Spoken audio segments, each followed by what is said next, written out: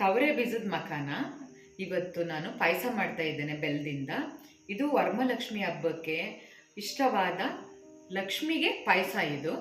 ಅದಕ್ಕೋಸ್ಕರ ನಾನು ಮಖಾನದಲ್ಲಿ ಇವತ್ತು ಪಾಯಸ ಮಾಡ್ತಾ ಇದ್ದೇನೆ. ಏನಂತಂದರೆ ಡಯಟ್ ಮಾಡೋರ್ಗೂ ಕೂಡ ಒಳ್ಳೆಯದು. ಇದನ್ನು ಹಾಗೆ ತಿನ್ಬೋದು, ಒಂದು ದಿನಕ್ಕೆ ಒಂದು ಇಡೀ ತಿಂದರೂ ಒಳ್ಳೆಯದೇ ಅಂತ ಹೇಳ್ತಾರೆ. ಶುಗರ್ ಲೆವೆಲ್ ಎಲ್ಲ ನಿಮಗೆ ಜೀರೋದಲ್ಲಿರುತ್ತಂತೆ. ಮಖಾನ ಅಂತಂದರೆ ಇದು ಡಯಟ್ಗೆ ಎಲ್ಲಕ್ಕೂ ಒಳ್ಳೆಯದು. ಅದರಿಂದ ನಾನು ಪಾಯಸ ಮಾಡ್ತಾ ಇದ್ದೇನೆ. ನೀವು ನೋಡ್ಕೊಳ್ಳಿ, ವರಮಹಾಲಕ್ಷ್ಮಿ ಹಬ್ಬಕ್ಕೆ ಪಾಯಸ ಮಾಡಿ.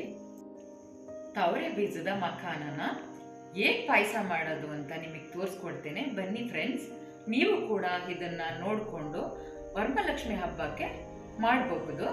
ಮಾಡಿರೋ ಬಾದಾಮಿ, ಕಟ್ ಮಾಡಿರೋದು ಪಿಸ್ತಾ, ಗೋಡಂಬಿ, ಅಕ್ಸಿ, ಬೆಲ್ಲ, ಕುಂಕುಮ ಕೇಸರಿನ ಹಾಲಲ್ಲಿ ನೆನೆಸ್ಕೊಂಡಿದ್ದೇನೆ. ನಿಮ್ಮ ಹತ್ರ ಇದೆ ಅಂದರೆ ಹಾಕೊಳ್ಳಿ, ಇಲ್ಲ ಅಂದರೆ ಸ್ಕಿಪ್ ಮಾಡಿ. ಇಂಗ್ರೀಡಿಯೆಂಟ್ಸ್ ತಗೊಂಡಿದ್ದೇನೆ. ಇವಾಗ ಹೇಗೆ ಮಾಡೋದು ಅಂತ ಈಗ ತೋರಿಸ್ತೇನೆ. ಅದು ಗೈಸ್, ಈಗ ಮಖಾನನ ವಾಶ್ ಮಾಡ್ಕೊಂಡು ಇಟ್ಕೊಂಡಿದ್ದೀನಿ. ಯಾಕಂತಂದರೆ ಅದು ಪ್ಯಾಕೆಟಲ್ಲಿ ಬರುತ್ತಲ್ವ, ಸ್ವಲ್ಪ ಡಸ್ಟ್ ಏನಾದ್ರು ಇರುತ್ತೆ ಅಂತೇಳಿ ನಾನು ಇವಾಗ ವಾಶ್ ಮಾಡಿ ಇಟ್ಕೊಂಡಿದ್ದೇನೆ. ಈಗ ಏನು ಮಾಡೋದು ನಂತರ ಅಂತ ಹೇಳ್ತೀನಿ. ಸ್ಟವ್ ಮೇಲೆ ಒಂದು ಕಡಾಯಿ ಇಟ್ಕೊಂಡಿದ್ದೇನೆ. ಕಡಾಯಿ ಬಿಸಿ ಆಗಿದೆ, ತುಪ್ಪ ಹಾಕೊಳ್ಳೋಣ.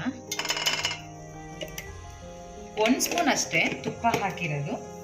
ಈಗ ತವರೆ ಬೀಜದ ಮಖಾನನ ಫ್ರೈ ಮಾಡ್ಕೊಳ್ಳೋಣ. ನೋಡಿ, ಫ್ರೈ ಮಾಡ್ಕೊಳ್ಳೋಣ.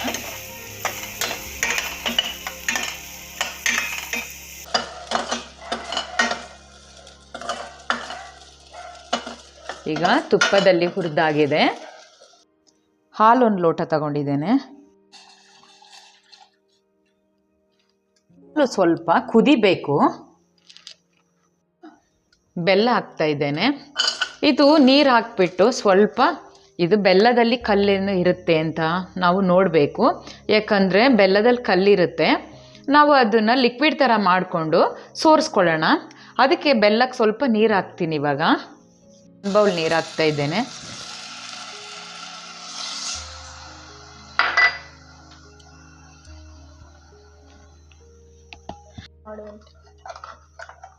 ಈಗ ಬೆಲ್ಲ ಕರಗಿಸ್ಕೊಳ್ಳೋಣ.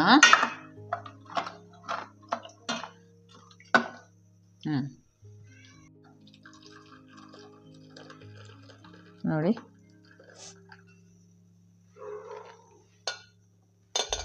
ಬೆಲ್ಲ ಜಾಡಿ ಮಾಡ್ಕೊಂಡಿದ್ವಲ್ಲ, ಅದು ಹಾಕೋಣ.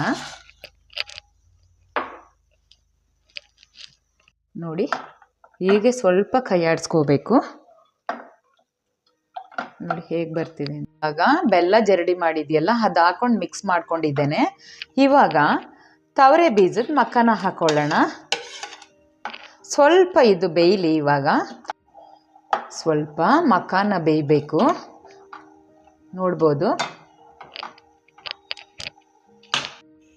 ರುಬ್ಲಿಕ್ಕೆ 1 ಬೌಲು, ಚಿಕ್ಕ ಬೌಲಲ್ಲಿ ಮಖಾನ ತಗೊಂಡಿದ್ದೇನೆ. ಸ್ವಲ್ಪ ಗೋಡಂಬಿ. ಈಗ ತರ್ತರಿಯಾಗಿ ರುಬ್ಕೊಳ್ಳೋಣ. ತರ್ತರಿಯಾಗಿ ರುಬ್ಕೊಂಡಿದ್ದೇನೆ. ಈಗ ತರ್ತರಿಯಾಗಿ ಪೌಡ್ರ್ ಮಾಡ್ಕೊಂಡಿದ್ವಲ್ಲ, ಅದು ಆ್ಯಡ್ ಮಾಡೋಣ. ಈಗ 1 ಸ್ಪೂನ್ ತುಪ್ಪ ಹಾಕ್ಕೊಳ್ಳೋಣ.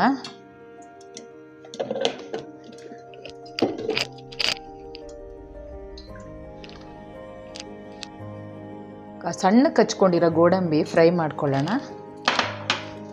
ಮತ್ತು ಪಿಸ್ತಾ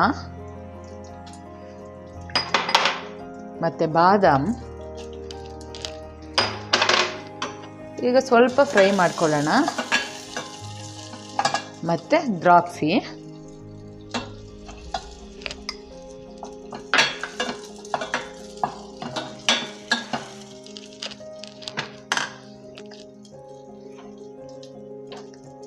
ಈಗ ಡ್ರೈ ಫ್ರೂಟ್ಸ್ ಎಲ್ಲ ಫ್ರೈ ಆಗಿದೆ. ಇದ್ರ ಜೊತೆ ಸೇರಿಸ್ಕೊಳ್ಳೋಣ. ಇವಾಗ ಡ್ರೈ ಫ್ರೂಟ್ಸ್ ಎಲ್ಲ ಆ್ಯಡ್ ಮಾಡಿದ್ದೀನಿ. ಇವಾಗ ಕೇಸರಿ ಹಾಲು ಹಾಕ್ಕೊಳ್ಳೋಣ. ಕುಂಕುಮ ಕೇಸರಿನ ಹಾಲಲ್ಲಿ ನೆನೆಸ್ಕೊಂಡಿದ್ದೇನೆ. ನಿಮ್ಮ ಹತ್ರ ಇದೆ ಅಂದರೆ ಹಾಕ್ಕೊಳ್ಳಿ, ಇಲ್ಲ ಅಂತ ಸ್ಕಿಪ್ ಮಾಡಿ.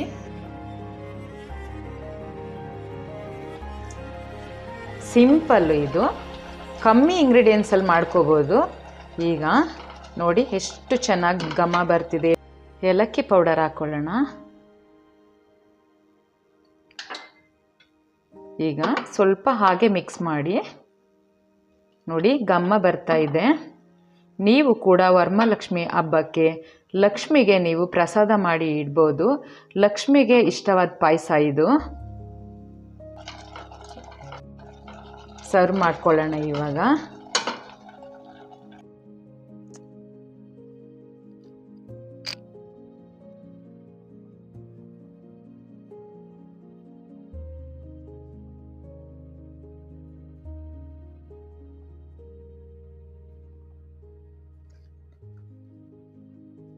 ನೋಡಿದ್ರಲ್ಲ ಫ್ರೆಂಡ್ಸ್, ಇಷ್ಟೊತ್ತವರೆಗೆ ನಾನು ಪಾಯಸ ಮಾಡಿದ್ದ.